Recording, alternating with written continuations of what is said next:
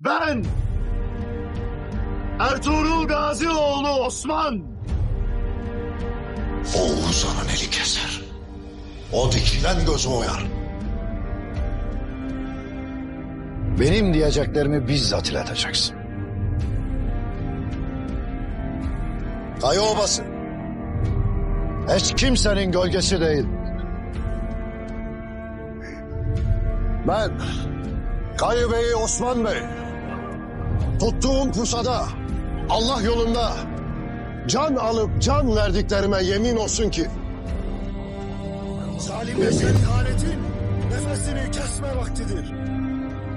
Yemin olsun ki bize oyun kuranların oyunlarını bozacağım.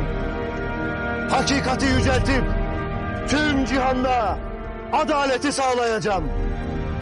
Rabbimden başka hiç kimseye boyun bük